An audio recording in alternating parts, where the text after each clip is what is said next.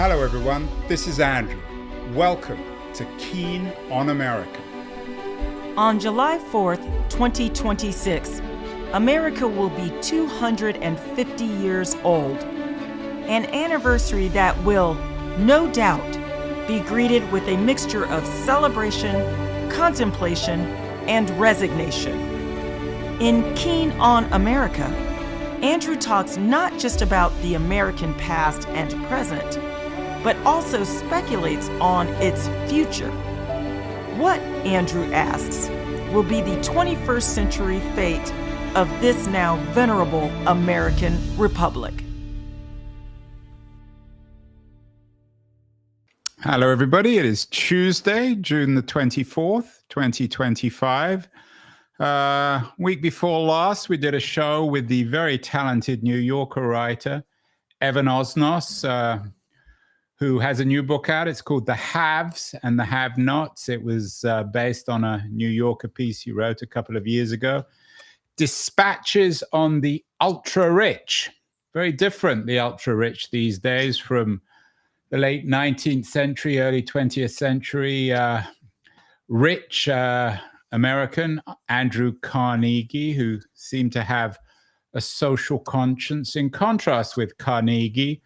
The very rich of the early 21st century seem to be like Jeff Bezos, who's getting married this week in Venice. Not a very popular man in Venice, although I don't suppose he cares very much. It seems as if most of the ultra-rich these days are like Bezos and Musk and others. They enjoy spending their money, but there are some old-fashioned ultra-rich, and the one, of course, who comes to mind most of all is Bill Gates, the co-founder of Microsoft. Used to be the richest man in the world. I'm not sure if he is anymore, but he's always in the top 5 or 6. And he recently announced that he's giving away $200 billion. And much of it will go, he says, to Africa, places like Mali, Niger, Burkina Faso. So it would seem as if, and I wasn't going to say Andrew Carnegie, Bill Gates, the second coming of Andrew Carnegie, should be the model for the ultra-rich these days, certainly in contrast with the have-yachts who are spending their money on huge boats. But my guest today, Armin Rosen, the staff writer on Tablet magazine, might disagree. He has the cover story of this month's Tablet in physical form. It's an online magazine that's going physical, called Unnatural Immunity. What exactly is Bill Gates doing in Africa, which is in some ways quite skeptical of Gates's strategy in Africa. Armin is joining us from Prospect Heights, where he lives. Armin, is that fair? Is your piece somewhat of a shall we say, a hatchet job on Gates and his strategy in Africa and his supposed generosity in giving away so much money to what most of us still think of as a poor continent?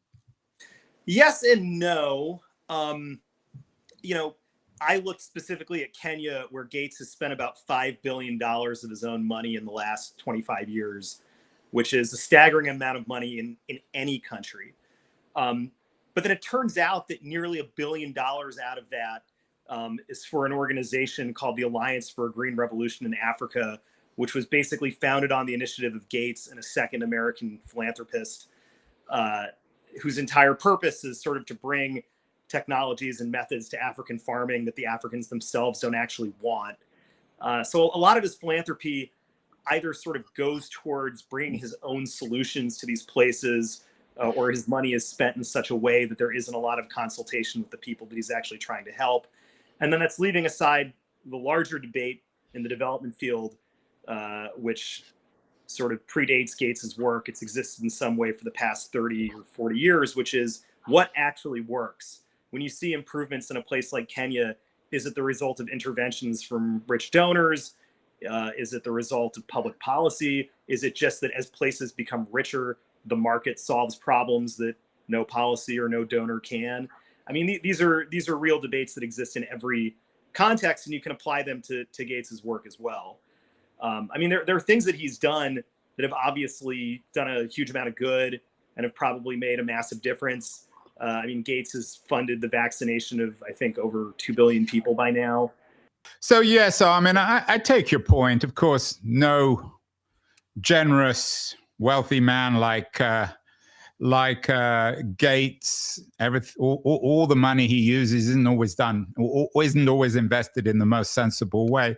But shouldn't we at least commend the Gates model versus the Zuckerberg or the Bezos model? I mean, it's sort of, I don't really think of it as the Gates model versus sort of those other people that you mentioned who are also kind of hyper wealthy. I think of it in terms of the billionaires who have positioned themselves as kind of thought leaders on a global scale, and the ones that don't really seem to have any kind of underlying program that they're advancing other than building up their own wealth. And part of what's interesting about Gates is also what kind of opens him up to scrutiny.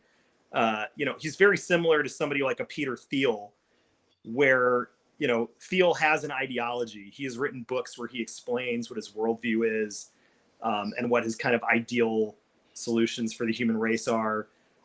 Gates is one of the very few billionaires other than Thiel who's also kind of done that.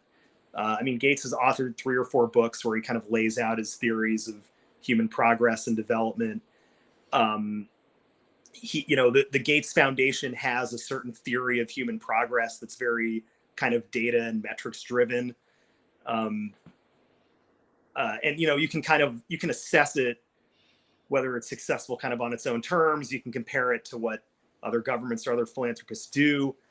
But what's I think kind of very different about Gates is that he actually has kind of laid out his theory of progress and the human race in general to a much kind of deeper degree than nearly any other billionaire these days, except for, Peter Thiel and maybe a couple of other odd examples. Yeah, but again, shouldn't we commend him on that? I mean, Gates is Gates. We know what he thinks. He thinks in data-driven terms.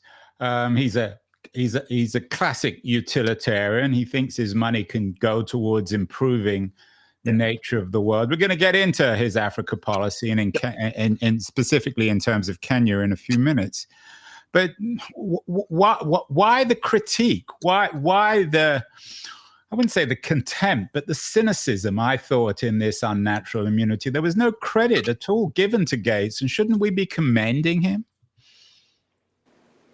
Well, I mean, first you have to sort of demonstrate that what he's done has actually worked. We'll hopefully get into this, but there are areas of the Gates Foundation's record that suggest that they don't actually make as much of a difference as they claim to.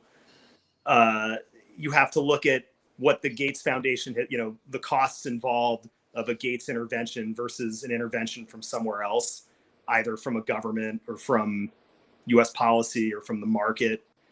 And thirdly, Gates is one of the most powerful people on earth, and whether what he's done is commendable or not, it's always worth kind of drilling down into what the worldview and theory of progress might be among people who have, astonishing amounts of money. The Gates Foundation spends something like $140 million a year just on travel expenses. Like, their personnel costs are, at close to $1 billion.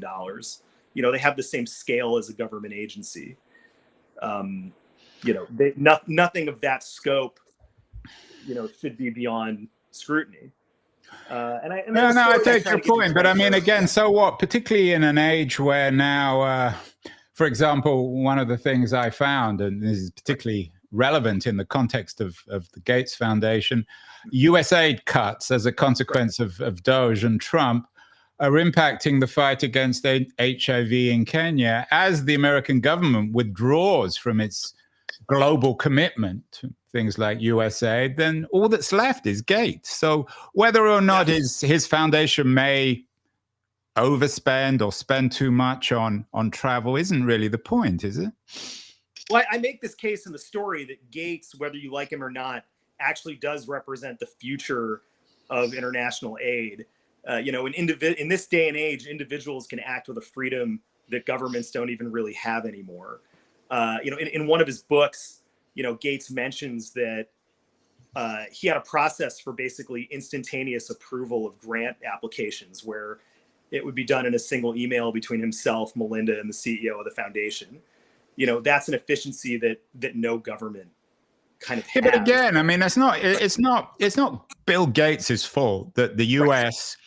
has unilaterally withdrawn, in most part, from any kind of international aid under the Trump administration, and the fact that he works so efficiently, perhaps in his mind, perhaps a little arbitrarily in your mind, should be commended. I mean, without Gates, there's nothing.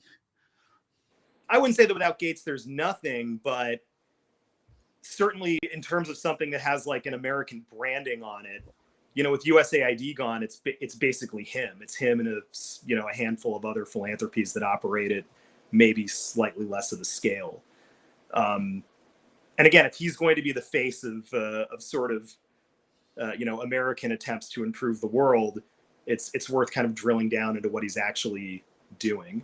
Some of which is commendable, and some of which real questions could be raised of how much good it actually does. Yeah, but in my reading, Armin, of this piece, there wasn't. I didn't. Maybe I read it rather too fast or superficially, but I didn't get much sense in your tablet piece on unnatural immunity on you commending Gates in any way. Perhaps you could correct the record. I mean, what's he doing right in Africa before we get to what's he doing wrong? Certainly his support for vaccination programs. Although, as I get to in the article, there are aspects of that record that, again, are somewhat troubling here and there. Gavi, I think, has been, I say right in the article that I don't think any government could have come up with the idea for Gavi. That's something. And explain what Gavi is, please, because not everyone's going to know that. That is a program where the Gates Foundation basically funds, mass purchases vaccines from pharmaceutical companies to be distributed in developing countries. And what that does is it creates an incentive, right? I mean, the diseases that kill people in the developing world usually affect the poor. Pharmaceutical companies don't make money selling to poor people. You need to have basically some other force for it to make economic sense for a drug company to, create vaccines in the developing world. So the Gates Foundation has kind of served that role, of creating a market incentive to produce these vaccines while also distributing them, in places that they wouldn't otherwise reach. That's good. That's very good. That's a program with a track record that seems pretty positive to me. But that's not all that he's doing. No, and I take your point, and I think your piece in some ways is useful. You're reminding people that not everything. He's not Saint Bill Gates, although I'm not sure he ever has thought of himself or has been marketed as Saint Bill Gates. What's his philosophy then? Is he a classic utilitarian? How do you, or is the comparison with Carnegie, for example, appropriate? What's his thinking about making the world a better place? I mean, my understanding of Gates is he spent the first half of his life making money in a rather immoral way, certainly wasn't much liked in the tech community, and he spent the second half of his life giving it away. Is that a fair way of his philosophy, of his way of thinking about his life? I think there's kind of more consonance between the first and second half of his career than people tend to realize. I mean, if you look at how Microsoft kind of became what it became, it was because Gates recognized kind of very early on, that computers were going to be a democratic sort of technology, right? When he kind of came on the scene, computers were mostly used for scientific research, for kind of complex government projects, things like that. Gates kind of made it his goal that every personal computer, or every microcomputer, as it was called back then, would run Microsoft software, right? I mean, the internal motto of Microsoft in the early 80s was, I think, a computer on every desktop running Microsoft software. And he achieved that. He achieved sort of maximum scale through a combination of rapaciousness and determination and just kind of sheer vision. And I think he's applied a similar kind of philosophy to philanthropy. Spend as much money in as many places as possible, embed yourself in as many different kind of international aid bureaucracies as you can, achieve a kind of size where you can sort of operate more like a government than like a philanthropy, where Gates can go anywhere on earth and he's treated essentially like a head of state. Well, that's natural. Are you suggesting then, I take your point on the Microsoft piece of the narrative, that he was trying to be a monopolist? I mean, that's what all entrepreneurs do. Peter Thiel laid that out in his book, 0 to 1. He was quite clear and honest about that. That's what it's inevitable. It's unavoidable. You want to control your market. But are you suggesting that Gates and his Gates Foundation, he's trying to be the only aid guy in the world, that he wants the Gates Foundation to be the last foundation standing? Does he use his money and his power and his political might to crush other philanthropists? Is he competitive in that sense? I mean, he spends more money than any other philanthropist, which arguably has the effect of crowding out other philanthropists. Yeah, but that's because he's got more money and he's more generous. He's choosing to use the money to send to Africa rather than obscenely expensive weddings in Venice. Right. That's to his credit. But again, you have to look at what the impact of the programs actually are. It's useful to look at whether the people who are receiving his help feel as if they need it or even want it. And there are also, there's the larger issue that hovers above all of this, which is, who is Bill Gates to decide what is good? There's maybe I don't know if you've heard of William Easterly, the economic historian who's written quite a bit about this, about the idea that, aid and development historically has been used to sort of impose, external philosophies and political programs on people who don't necessarily want them and who aren't really asked. The other sort of example of this more recently is somebody like Jeffrey Sachs, a development economist who worked a lot in very poor countries in Africa, had sort of a theory of improving, development at every level of society. And the result was that he could never prove that he had ever helped anybody at all. These are precedents that really kind of make it worthwhile, not to sort of take Gates or not to take anybody at their word that they're helping anyone. Well, I want to come because I know you spent you're the staff writer on Tablet, which is a nice gig. You spent some time in Africa, so you've put your feet on the ground on this one. So I want to get to what you learned in Africa, particularly in Kenya, because from the piece, I get the sense that there are a lot of Africans and Kenyans in particular are not particularly keen on Bill Gates. But before we get there, I mean, he wants to make the world a better place. Is that fair? I mean, there's nothing. I'm assuming you're not arguing that what he says and what he does are different. Yeah, I do think he wants to make the world a better place. And this is kind of where I part ways with other, I guess you could call it, critics of Gates. I don't think he has any kind of hidden agenda.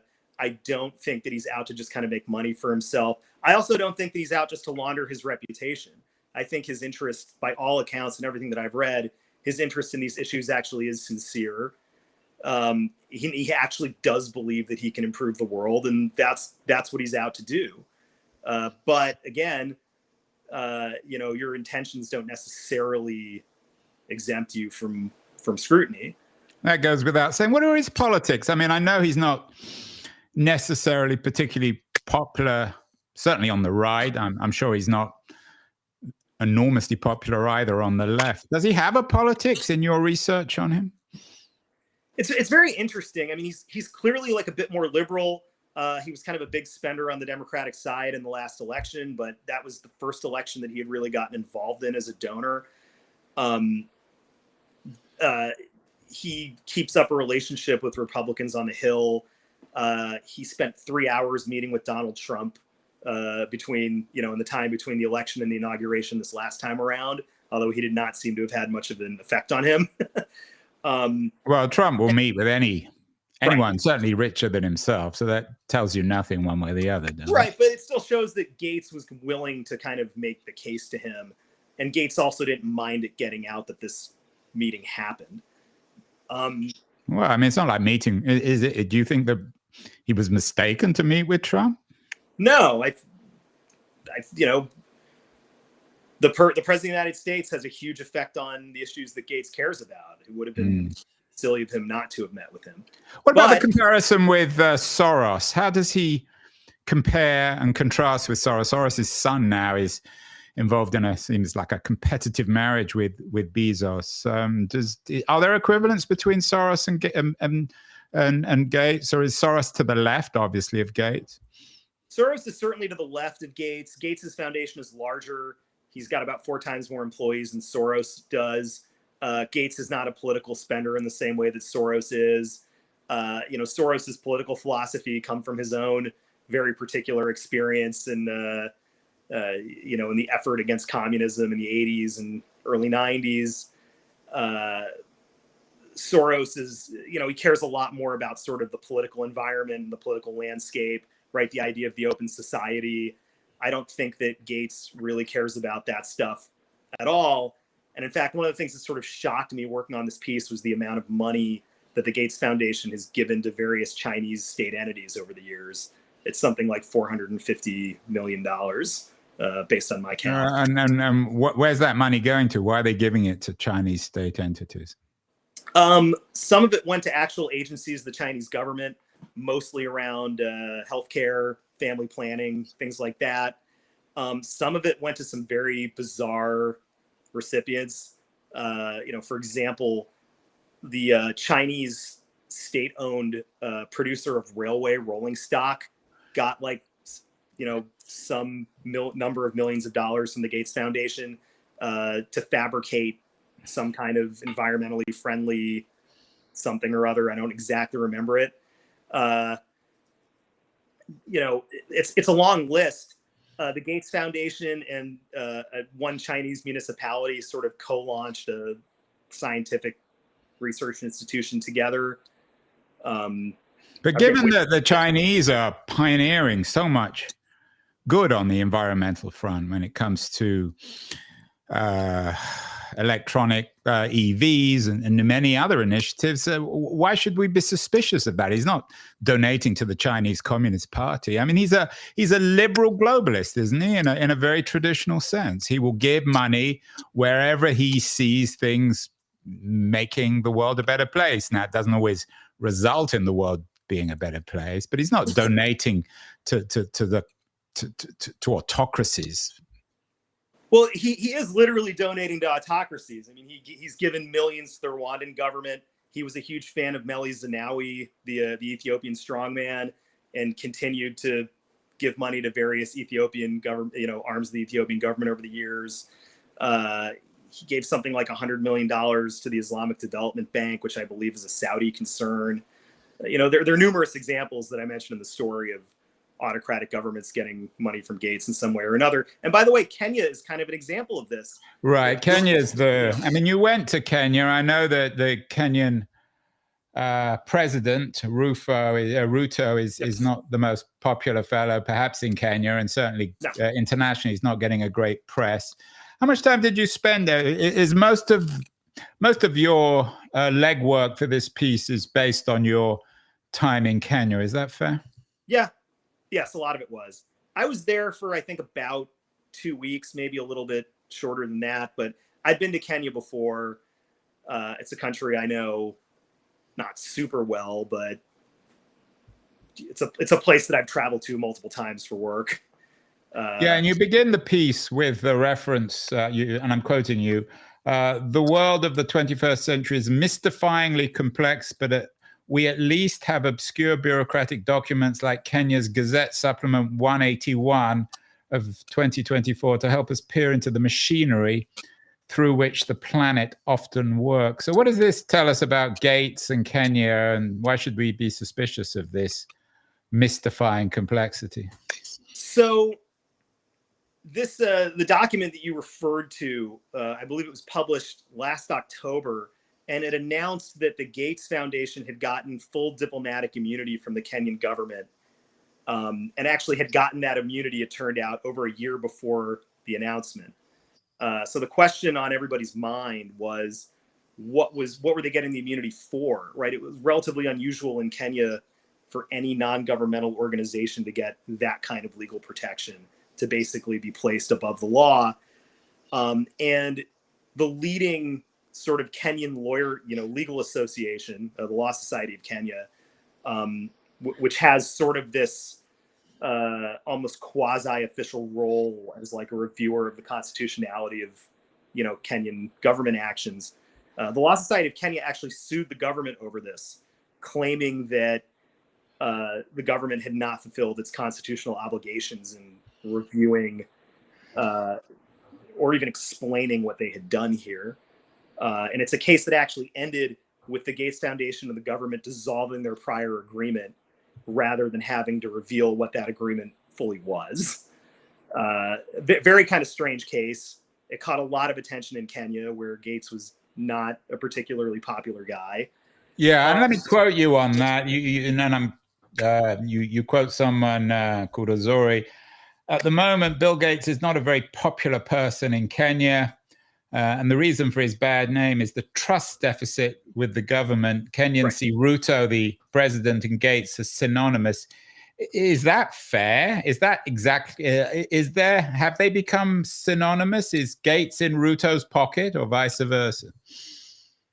I mean, it might be going like a little bit far to say that one is in the other's pocket. I don't think that Gates has bought William Ruto, but the perception among Kenyans is that they're very, very close. I mean, Gates was one of the first people who visited Ruto after his election.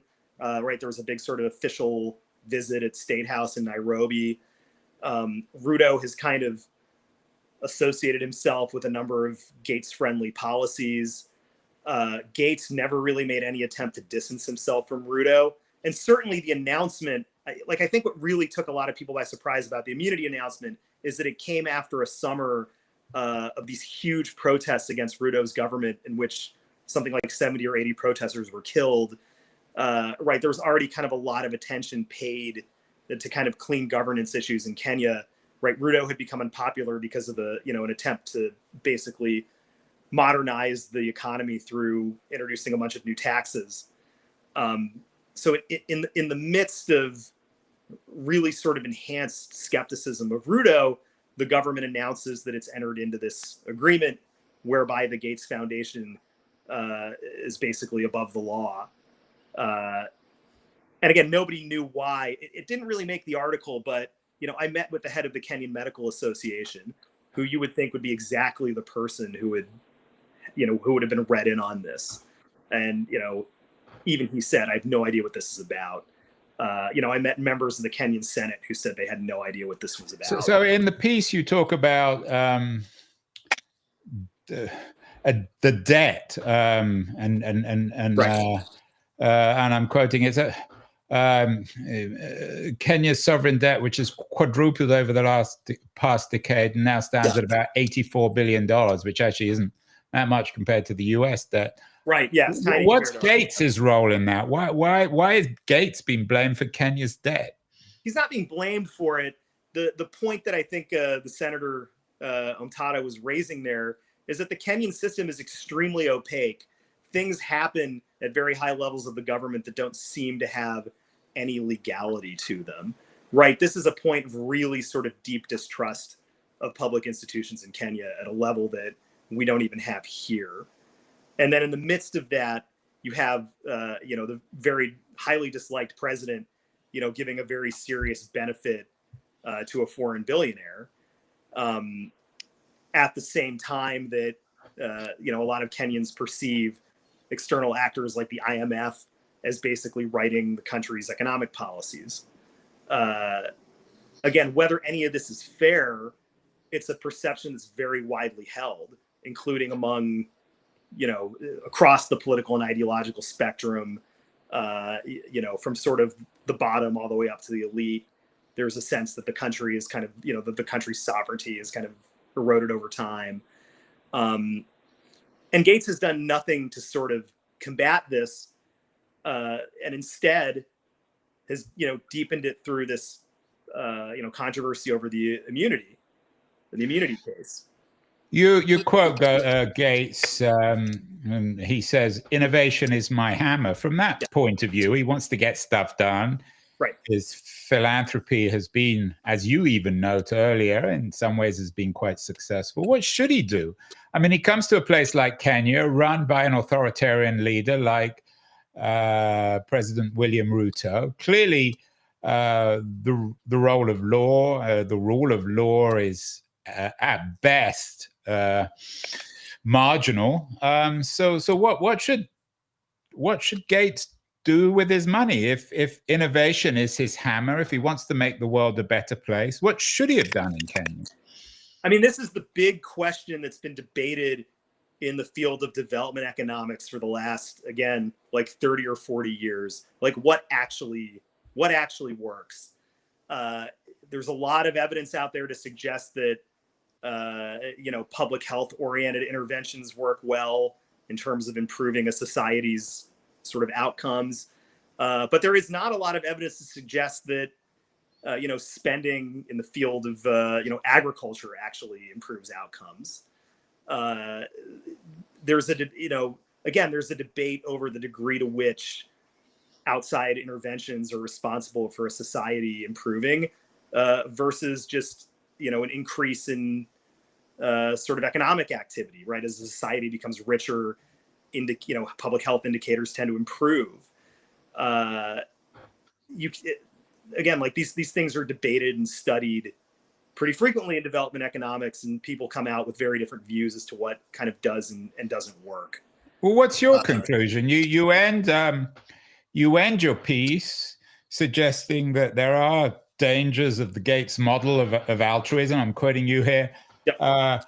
Gates' recent adventure in Kenya chart how unconstrained attempts at altruism can morph into something farcical or even dark. I mean, that's a very, very critical position, Armin. What should have happened? I mean, are you suggesting that all this was a waste of money?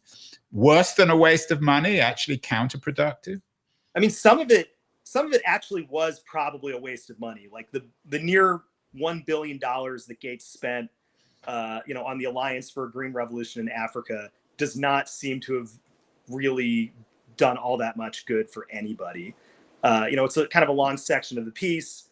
It'd be kind of a lot to explain now, but basically AGRA's entire sort of purpose and goal was to introduce, genetically modified organisms and very input intensive agriculture into places that had neither of these things, which amounted to changing the social and economic system of these countries in a fairly top-down way and on a very broad scale, right? AGRA kind of operated by getting consultants into national governments in Africa, where they could then formulate a very kind of Gates-friendly policy, with the result that even AGRA itself never could come to a determination that any of their policies actually improved much of anything. So Armin, what do you want to get out of this piece? It's the cover of Tablet. A lot of people are going to read it.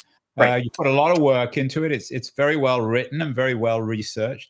What conclusions do you want people to take from this? That Gates is a bit of, if not a crook, certainly a bit naive or misled. No, the real question at the heart of this piece is kind of goes beyond Gates, which is what actually is good? What is progress? What is improvement of the human race? How do we measure it? How do we even know if things were getting better? Is it something that's purely based on metrics? Is it something based on whether the people whose lives are being improved? Yeah, I mean, those are big questions. You're not gonna answer those in a 5,000-word piece about Bill Gates in Africa. So what did you learn from that then? What are the lessons on that from the Gates model? I'd say the lessons, and again, this is kind of borrowing from William Easterly, who I quote in the piece, and who's someone who's had a huge impact on my own thinking on a number of issues over the years, that really it's the democracy and the openness of a society that matter. You have to have sort of the social and political elements in place for there to be what we would consider to be progress. But isn't that chicken and egg? I mean, to put the money into a place like Kenya, which is still a much more of an open society than other parts of Africa. Yeah.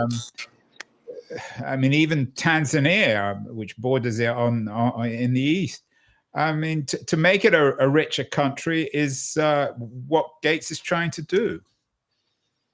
I don't know that he's necessarily trying to make it a richer country, though. I mean, this is another thing that's very strange about Gates's activities in Kenya. He's largely bringing solutions that nobody there really seemed to want very much.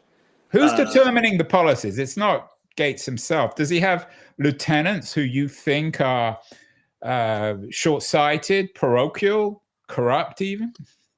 I think corrupt is probably going too far.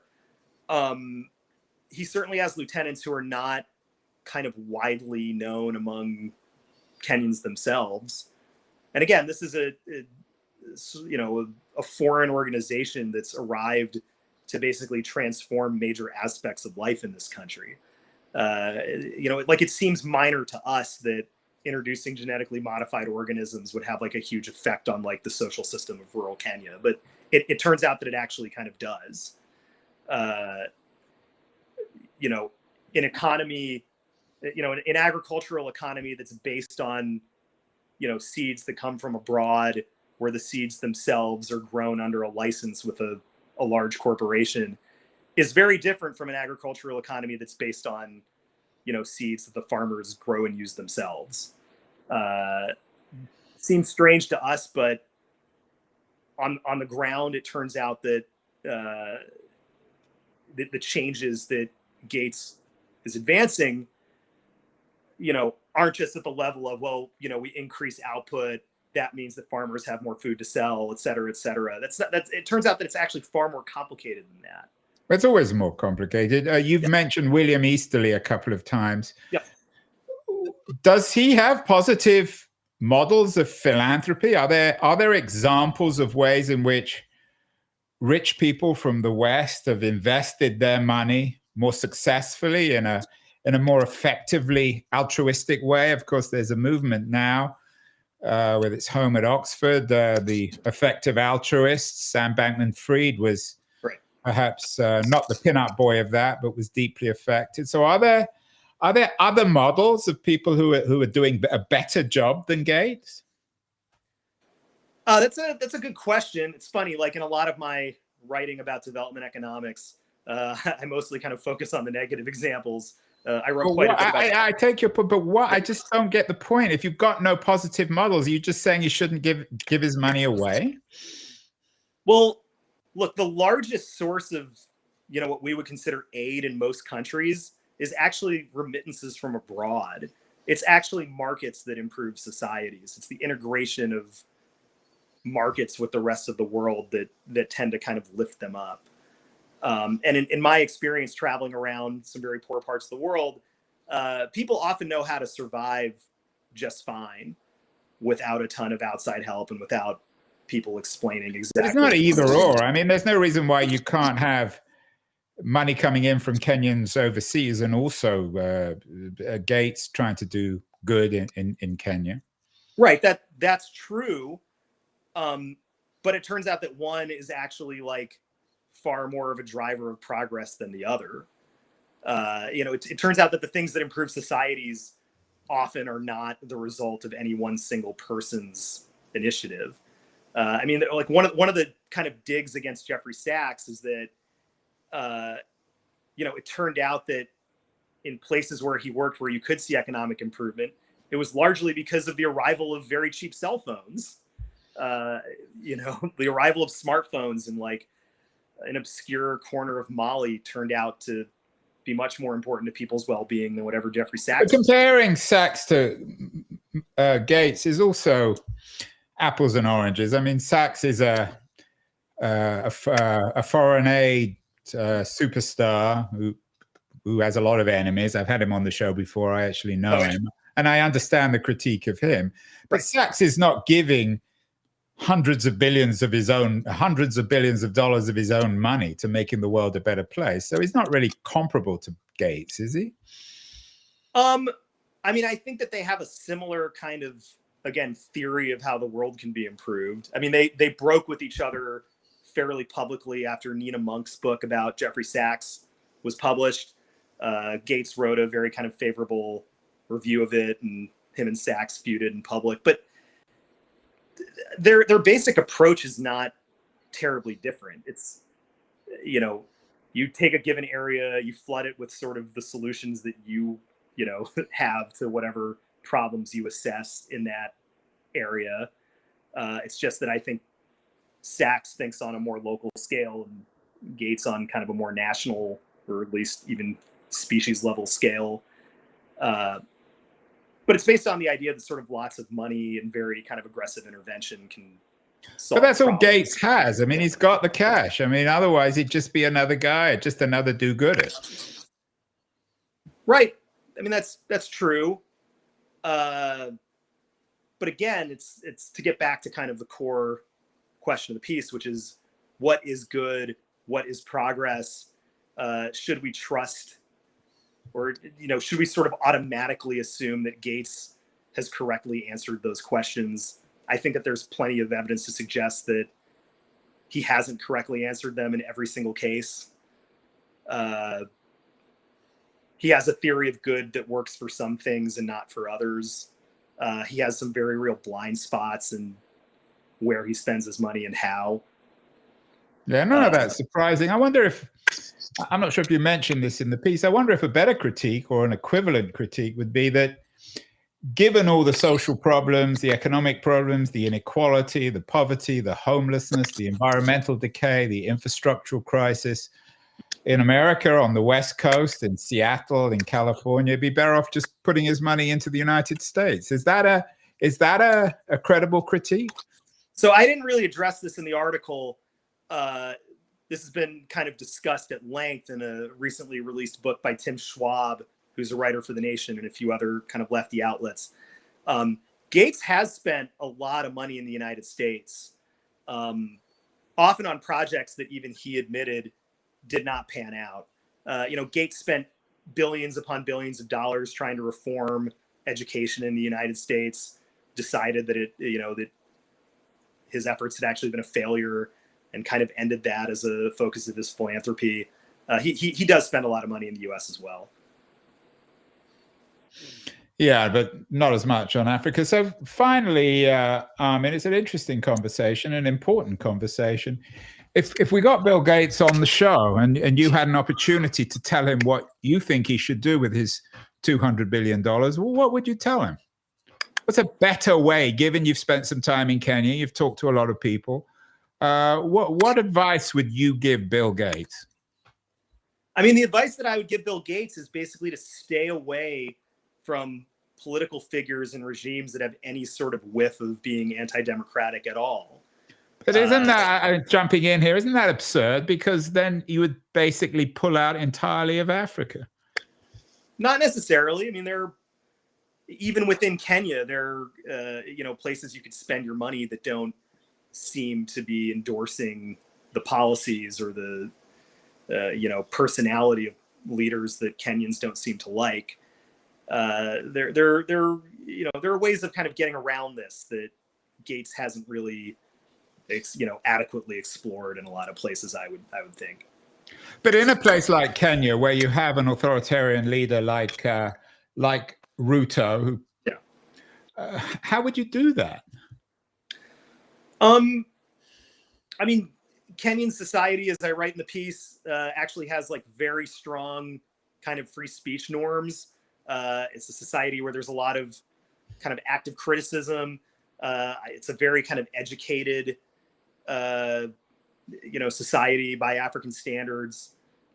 Gates has given some money to the University of Nairobi and, to sort of like higher education in Kenya, but he's given a lot more money to institutions like Agra that don't seem to do a lot of good.